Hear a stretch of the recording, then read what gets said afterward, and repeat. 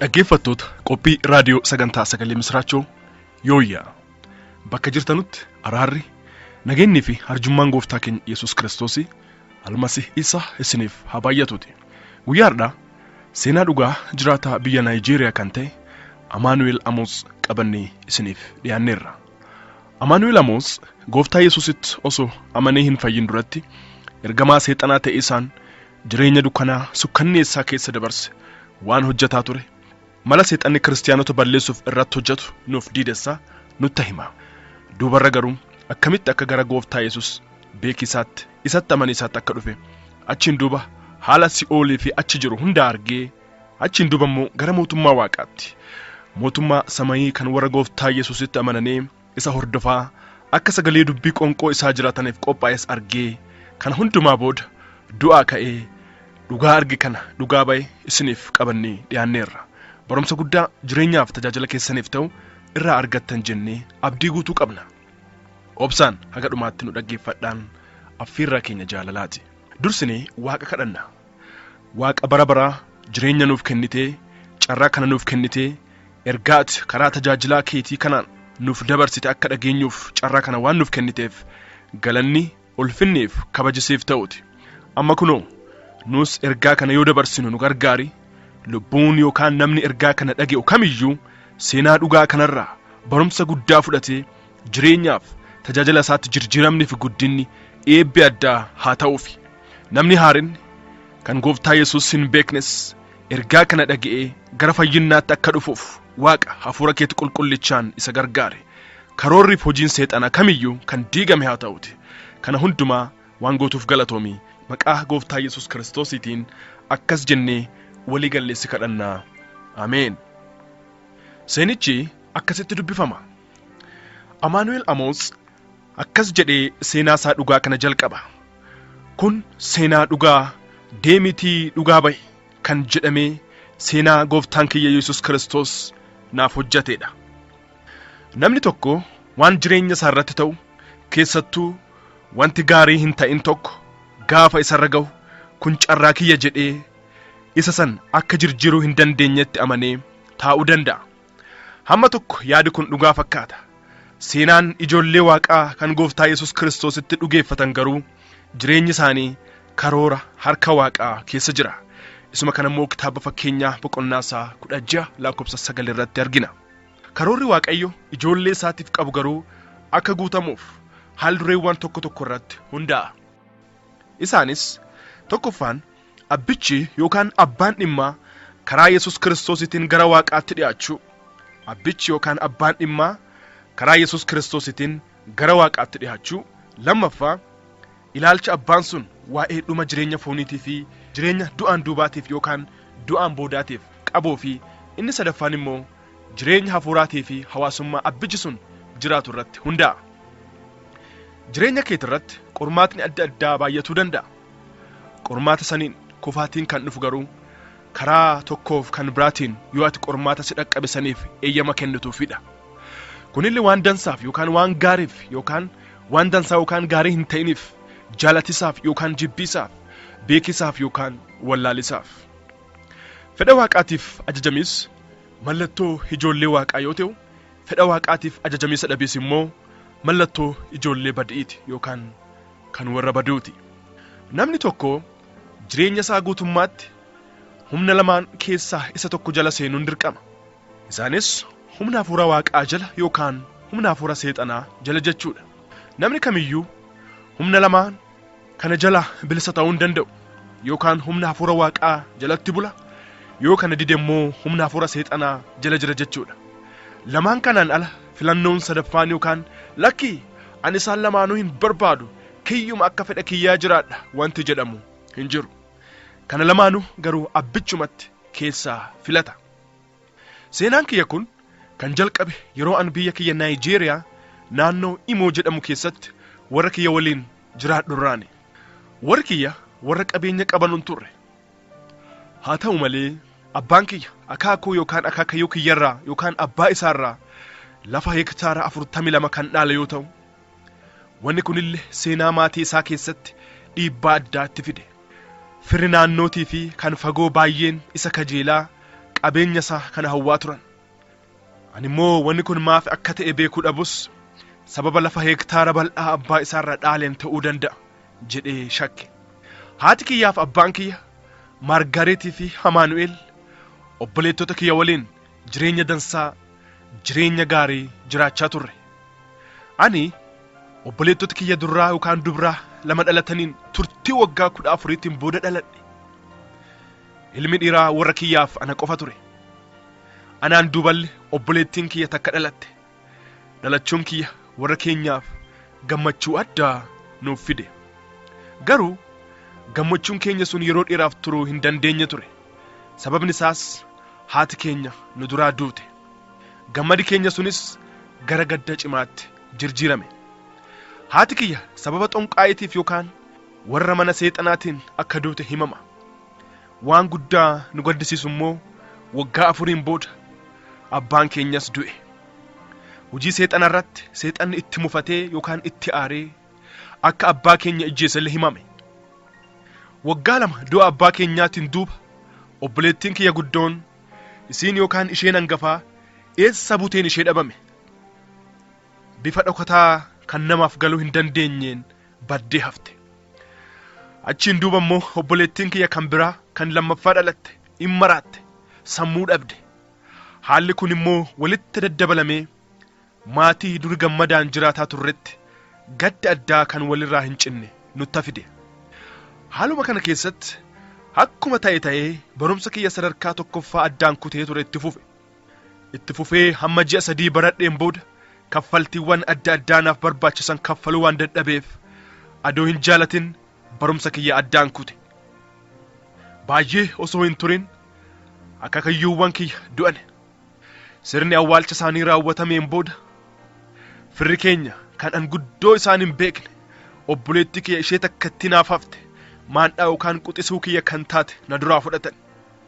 Hagaadhaa eessa akkasiin jirtullee hin beeku. Hanqina jireenyaaf waan na barbaachisu adda addaarraa kan ka'e waggaa kiyya 13tti gara mana abbaa kiyyaatti deebi'ee qofii kiyya jiraachuun dirqama natti ta'e. Dhuguma mucaan waggaa 13 diinottaan abbaa isaatiif diinottaan dhuunfaa isaa adda addaatiin marfamee qophaa isaa jiraachuu danda'a. An guddaa sodaadhe. Wantooti kun hundumtuu ammaan booda jireenya bu'aa qabu akka jiraachuun naaf hin danda'amne natti agarsiisuu jalqaban. Guyyaa tokko mana barumsa kiyya sadarkaa tokkoffaatti hiriyaa kiyya Chenduu kan jedhamu tokko argadhe. Chenduun baay'ee na jaalata. Waan anarra ga'e hunduma isaa waan dhaga'eeruuf gara warra isaatti na geesse. Warri isaallee simannaa o'aan na fudhatan.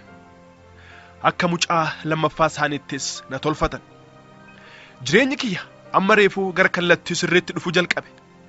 Haala dansaan, haala gaariin na qabatan. Gammachuu duraan dhabee ture kaan amma argachuu jalqabe. Baay'ee natti tole.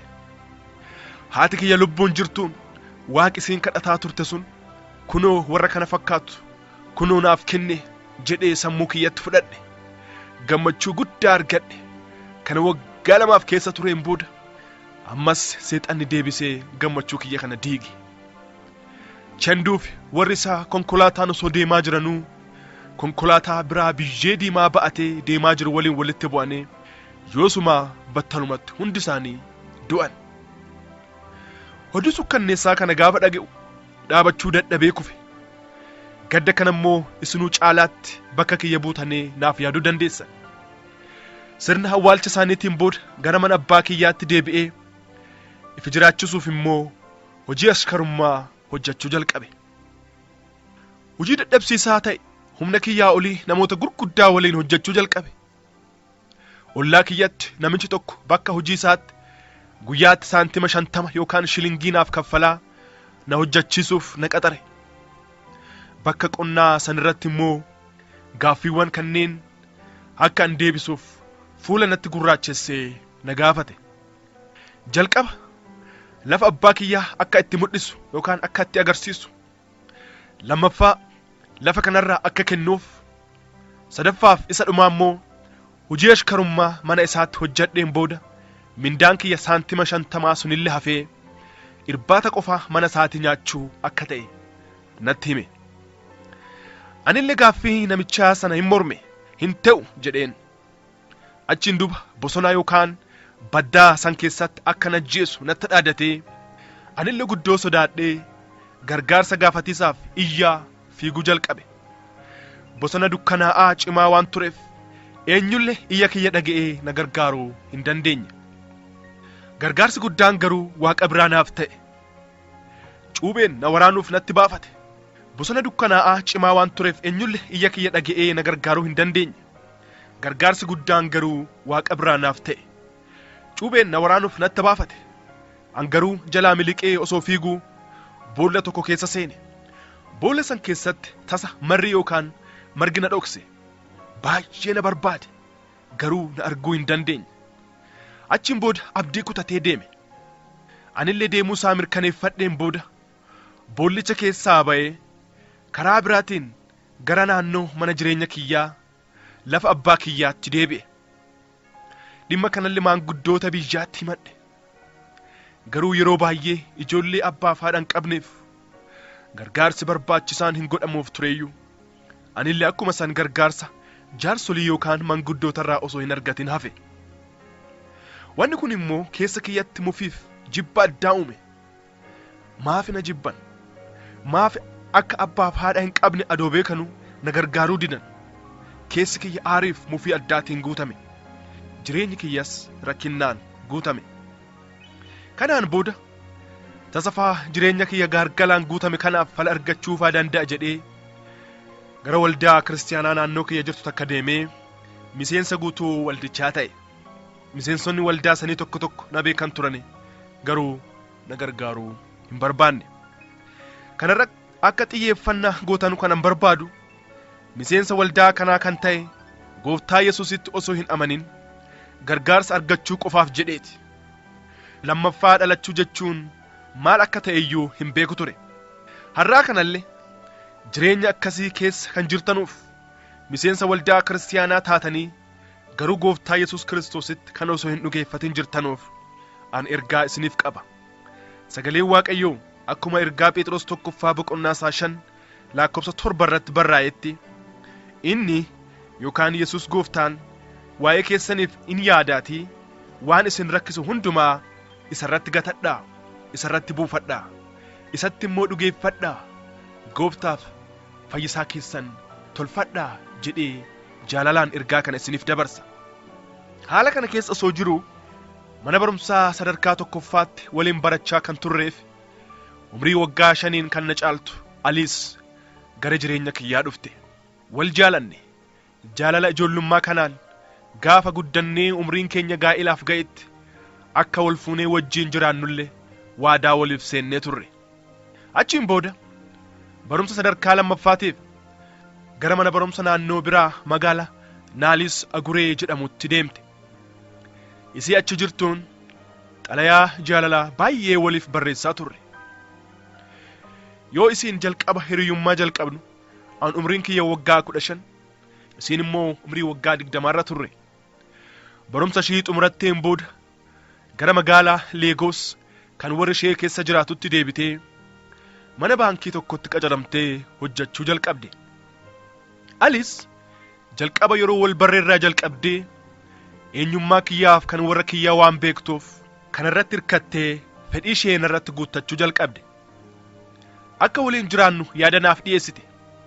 Adreesii yookaan naannoo jirtullee natti himteen booda akka gara magaalaa isheen keessa jiraattutti anillee deemee waliin jiraannuuf birrii 50 naaf kennite.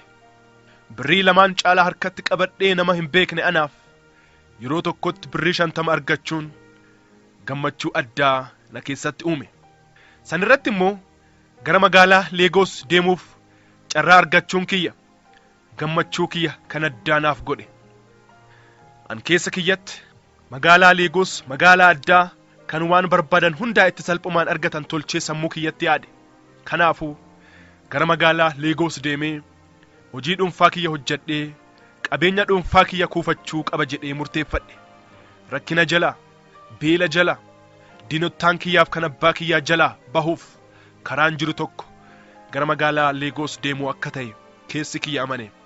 Dhiyeessuu jalqabe, dhiyeessuu dhiyeessu.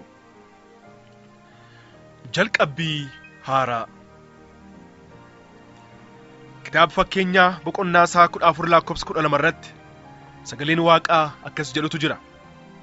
Karaan namaaf gaarii fakkaatu tokko jira, dhumni isaa garuu karaa badiiti yookaan kan nama balleessu. Akkasumas Isaayyaas boqonnaa 57 lakkoofsa 20-21 irratti warri jal'oonni yookaan warri hammeenya hojjetan akka galaana sosocho'uu boqonnaa yookaan foora dhabu, akka isa dha'aan isa dhoqqee jalaa kaasee bishaan booressuuti jedha. Waaqayyoon kiyya warri jal'oonni yookaan warri hamooleen sun garuu nagaa hin qabanuu jedha. Jireenyi kiyya hundumtuu jireenya akkasiin akka ta'e, boqonnaa dhabe, foora dhabe, gammachuu dhabe, nagaa dhabe, waan uffadhu dhabe, waan nyaadhu immoo dhabe. Dhuguma warra kiyya jireenyi Yesuus malee jireenya boqonnaa hin qabne, jireenya suga hin qabne. Eegasii birrii 50 haliis naaf kennite san qabadhee mandara kiyya dhiisee bahe. Akkuma magaalaa Lagos gaheen gamoowwan dhedheeroo, gamoowwan babbareedoo, akkasumas fuula namaa kan gammachuu addaatiin guutame gaafa argu dhuguma jannata waan seene natti fakkaate. Itti dabalee immoo namni hundumtuu magaalaa kana keessatti dhimma hojii isaatiif asiif achi akka fiigu, namni hundumtuu hojiin akka itti baay'atu arge. Baay'ee gammaduu kiyyarraa kan ka'e ani amma bilisummaa baheera jedhee ofirratti dubbadhe. Mana Aliisiifa gaafa ga'u Aliis warra isii waliin simannaa dansaa, simannaa gaarii naaf taasiste. Naannoo tokko waan turreef warri isii haala kiyyaaf warra kiyyaa hin beeku turan. Garuu immoo hariiroo yookaan walitti dhufeenya jaalalaa aniif Aliis qabnu wamaa quba hin qaban turan. Achiin booda Aliis kan heerumtee waliin jiraachuu barbaaddu abbaan manaa isii ana akka ta'e warra isheetti himte. Warri ishee garuu kana gaafa dhaga'an guddoo rifatane. Haa ta'u iyyuu malee marii turtii muraasaatiin booda an barumsa kiyya addaan kutee itti fufee xumureen duuba wanti hundumtuu akka ta'u yaada dhiyeessan. Aliis garuu yaada isaanii kana jabeessitee mormite. Sanirra tartee guyyuma sanirraa jalqabee akka abbaa manaatiif haadha manaa waliin akka jiraannuuf warra iyyamsiifachuuf gaafatte. Warri isii garuu yaada isheen dhiyeessite kana ijjumaa yookaan gonkumaa fudhachuu hin barbaanne. Garuu wal morkii turtii isaatii dheeraatiin booda akkuma gootee Aliis isaan amansiiste. Warri isiillee hin callisan. Aniif isiillee waliin gara mana isheetti galle. Baay'ee bareedduu kan taate Aliis baankii tokkoffaa magaalaa Lagos keessa jiru keessatti akka hojjettu, waan jireenya kiyyaaf barbaachisu akka naaf kennitu, jireenya gaarii ta'es akka na jiraachistu waadaa naaf galte. Itti dabaltees akkas naan jette. Waan tokko iyyuu yaaddeen dhiphatin, ifirraa bayii bashannanii sitti haa tolu naan jette. Waggoottaan baay'eef beelaan, rakkinaan, daaraan, diinotaan marfamee kan ture ani amma garuu kunoo haadha manaa bareedduu, mana meeshaa guutuu, jireenya bareedaa jiraachuu jalqabe. Jaalala, qarshii, meeshaa waan hundaan atta roobsite Aliis. Jireenya kiyyatti addunyaa kanarra jireenya akkasii hin jira jedhee yaadeen beekus. Garuu immoo akka kitaabni qulqulluun jedhu diiyaabiloos inni sobaadha, kan nama sobudha. Wangeela Yohaannis boqonnaa 10 lakkoofsa 10 irratti akkas jedha. Inni yookaan diiyaabiloos hattichi sun jedha hatiisaaf, qaliisaaf, balleessisaaf malee waan biraatiif hin dhufu. An garuu jedha Yesuus Kiristoos, an garuu jireenya akka isiniif ta'uuf, akka isiniif baay'atuuf dhufe jedha gooftaan keenya.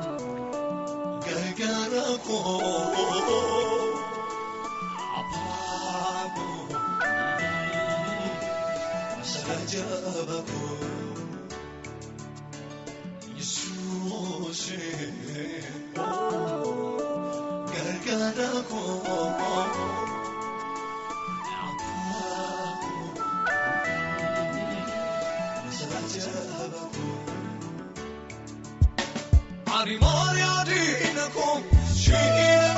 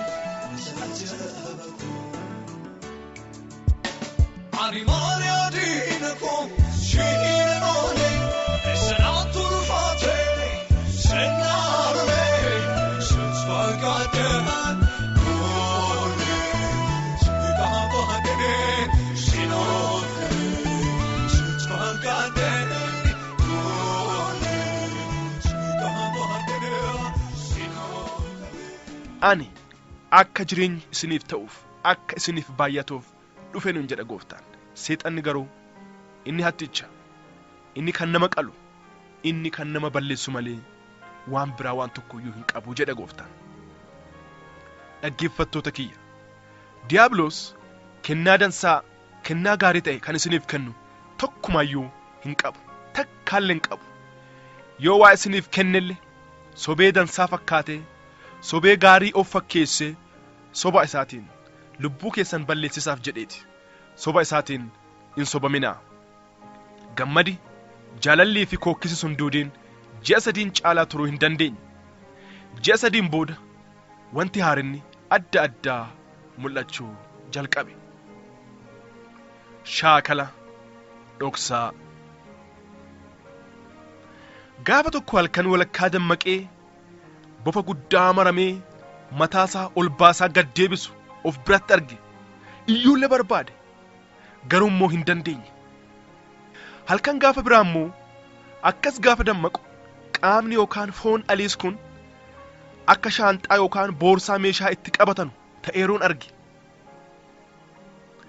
Gaafa tokko asumatti mul'atti, asumatti immoo baddi. Guyyaa tokko immoo halkan walakkaa sirba addaa tokko mana keessatti dhage'a. Haala sodaachisaa kana hundumaa obsachuu waan dadhabeef ishee dubbisuuf murteeffadhe.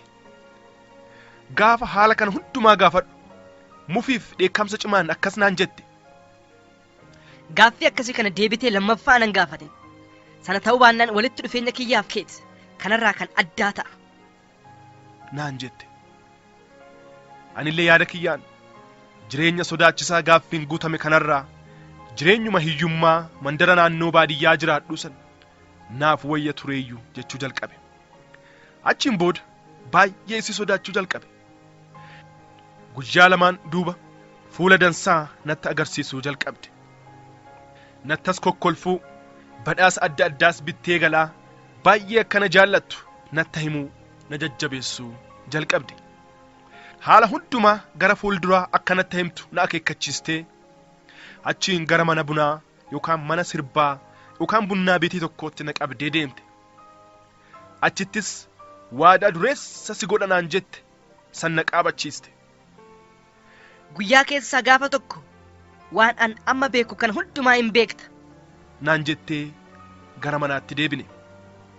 Jireenya isii waliinillee akkuma duraa kaan ittuma fufe. Haa ta'u malee jireenya kiyya gaaffii fi sodaa guddaan guutame. akkamitti xaxxoo kana jalaa bahuu danda'a? Adoo bahes eessa abbaa kiyyaa dhaqa? Eessa abbaa kiyyaatti gala? Guddoo yaade, dhiphadhee cinqame. Asirratti akka naa hubattan wanni an fedhu tokko, warri Aliis, intalti isaanii Aliis hojii hafuura hamaa, hojii xinqoolaa, hojii seexanaa keessa akka seentee jirtu beekuu dhabuu isaaniiti. Anillee waan ta'uu jiru kana akka isaanitti hin himne of eeggannaa cimaa naaf kennitee jirti. Hin rakkadhe.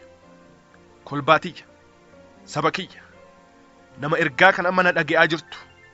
Durbi umrii waggaa 20 waan akkasii kana ingooti jettanii hin shakkitanii? Namni alaa isii kan beekuun intala bareedduu waggaa 20 baankii keessa kan hojjettu akka taate qofa ture. Isheen garuu ergamtuu diiyaabiloosii turte. Dhaggeeffattoota kiyya, bara amma keessa jiru kana keessattis aliisotni baay'een jiru. Kanaafuu of eeggachuun, jireenya gooftaatti maxxane qabaachuun furmaata filannoo biraa hin qabnedha. Waan sodaachisaa addaa. Gaafa tokko Aliis gara bakka hojii deemteen duuba mana keessa waan jiru hundumaa ilaaluu barbaade. Umurii dargaggummaarras waan turteef manni ishee qulqullummaan kan guutameef kan bareedu ture. Waan nyaataaf dhugaatii adda addaa qabbaneessuuf nama gargaaru yookaan firiijii 4 mana keessaa qabdi. Isa tokko gaafa qulfii isaa cabsee banu waan arge amanuu dadhabe. Buqqii mataa namaa akkasumas foon namaa keessatti arge. Gara gubbaatti immoo lafee namaa adda addaa arge.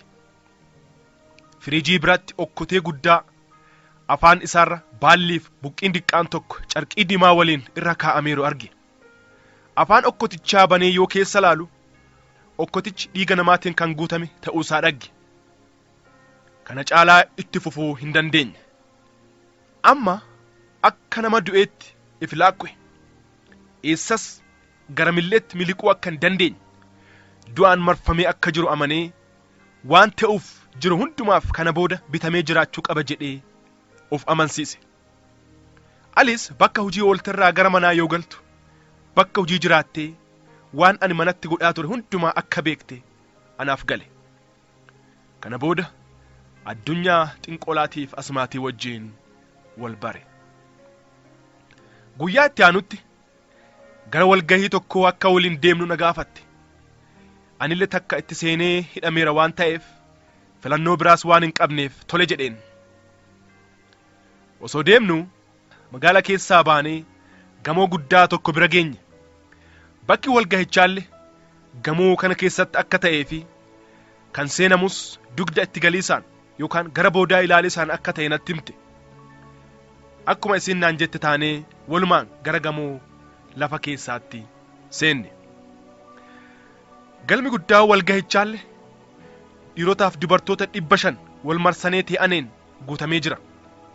Isaan keessaas mataan isaa callaan akka namaatti ta'ee kan mul'atu, garuu qaama biraa kan hin qabne akka sooressaatti ta'ee gidduu isaanii taa'eera. Warra 500 as keessa jiran keessaa muraasni barattoota sadarkaa lammaffaati. Warri kaan yuunivarsiitii irraa barumsa isaanii fixachuuf, muraasni kan isaaniif hafe, warri kaan immoo kan eebbifamanii bahane, warri kaan immoo barsiisota fa'aa turan. Aliis furtuu girgiddaa manarra jiru yoo tuqxu wanbariin yookaan teessoon asi bahee anis immoo irra taa'e. Ofiifis akkas godhattee isheenis irra teesse. Sana booda keessummaa fi miseensa haariyaa ta'uu kiyya isaan hundumaatti na beeksiste. Isaanis haamilee guddaan na simatan. Kana godhuu isheetiin Aliis sadarkaa guddinnaa dhaggatte. Walga'icha irratti wanti isaan mari'atan tokkollee osoo anaaf hin galin gara dhuma walga'ichaa irratti guyyaa biraa qofaa kiyya akka dhufuuf natti himamee walga'ichis sanumaan hobba'e, sanumaan xumurame. Walbeekis addunyaa seexanaa waliinii kiyya kan jalqabaa akkasiin ture.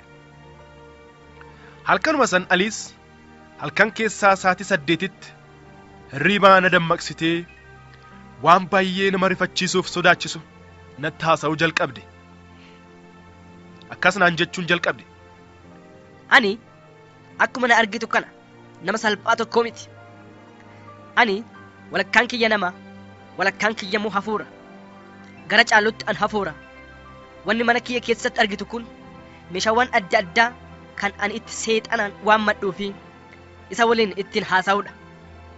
Kan ittiin oolmaa guyyaa kiyyaa midhaaffachuuf digimtii ittiin hojjedhuudha. Waa'ee lafeewwanii immoo yeroo biraa sitti hima naan jette. Kana hundumaa gaafa isin natti himtu anguddoo na rifachuura darbee homaa haasa'uu hin dandeenye. Kitaabota adda addaa waa'ee dhoksaa hujii amma keessa jirtuu kana kan dubbatan kan barsiisan naaf fidde.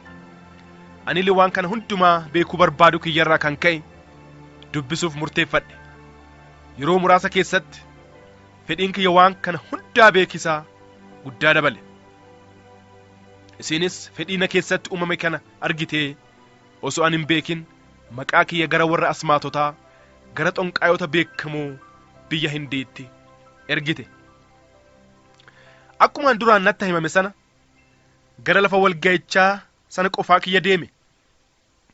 Achitti immoo warra haariyaa sagalii fi warra isaan fide tokko tokko achitti arge. Achiin booda hojii jalqabuun nurra ture waan ta'eef gara gidduu galmichaatti waamamnee wantootni asii gadii kun nurratti raawwataman.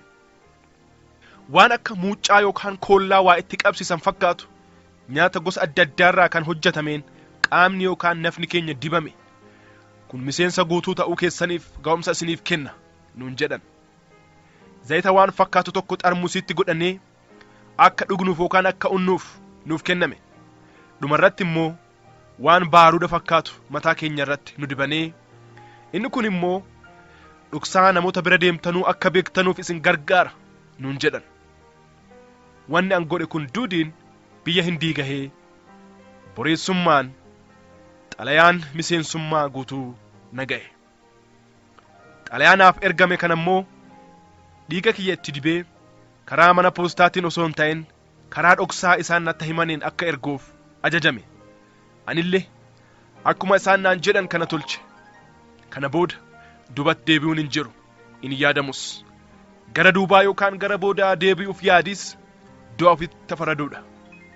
Anillee takka waan kanaan cuuphamee itti seeneera waan ta'eef waan isaan naan jedhan hundumaa akka isaan naan jedhanitti raawwadhe. Kakuu addaa Aliis waliin.